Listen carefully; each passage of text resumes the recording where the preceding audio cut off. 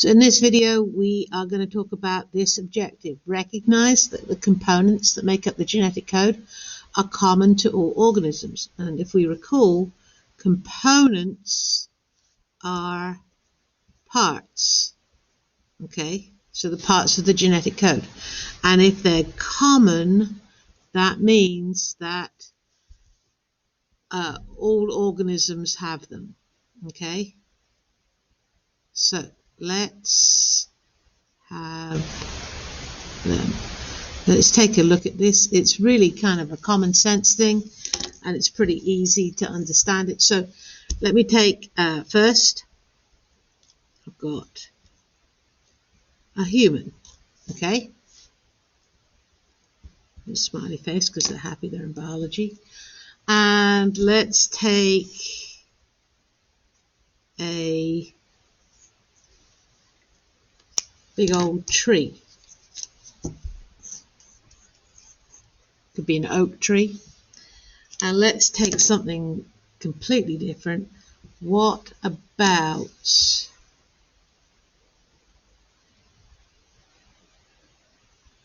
something like a bacteria cell? So we have a human, we have an oak tree, and we have something like E. coli, which are a type of bacteria that live in your digestive tract. Okay, 3 types of living things: eukaryote, prokaryote. Okay, so first off, do humans have DNA? Yes, they do. Okay, so humans have DNA in them. Does an oak tree have DNA in it? Yes, it does. Does bacteria, even though it doesn't have a nucleus, it still has nucleic acid? And there's its bacteria. Okay?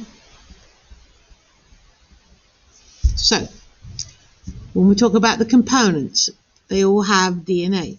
Now, let's look at, remember, the building block of a DNA molecule is a nucleotide. So let's look at the nucleotide you would find in a human. It has a phosphate, it has deoxyribose sugar, and it has a nitrogen base, right? Guess what? An oak tree. The nucleotides in oak trees or any other plant is a phosphate, a deoxyribose sugar, and a nitrogen base.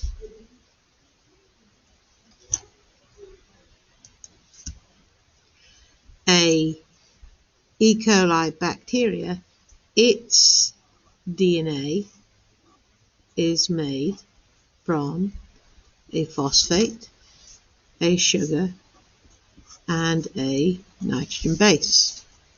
What are the nitrogen bases in a human?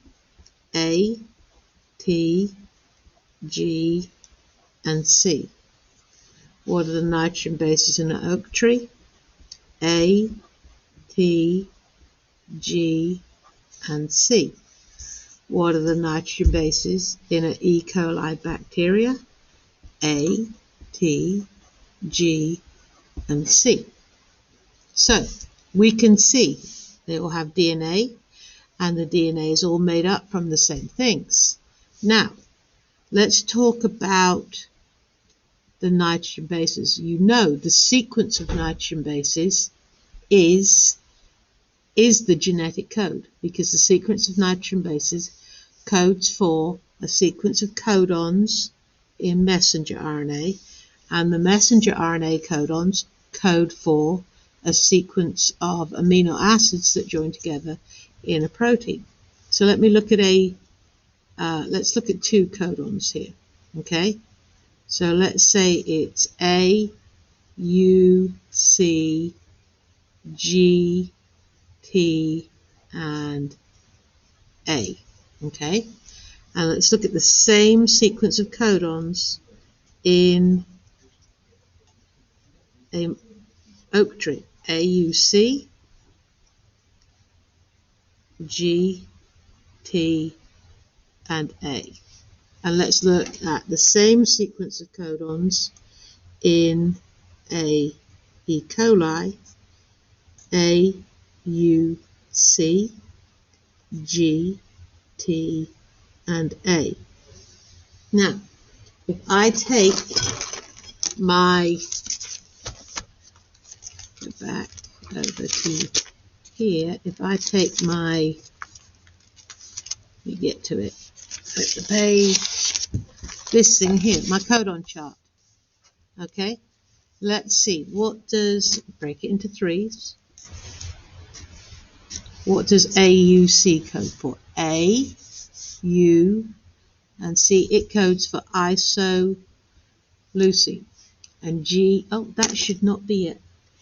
I made a mistake there. Let's change that to a U, right? Because obviously these are codons.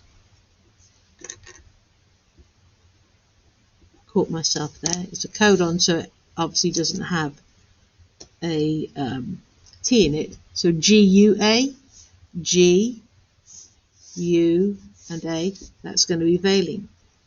If you look back at this, recognize the components that make up the genetic code common to all organisms.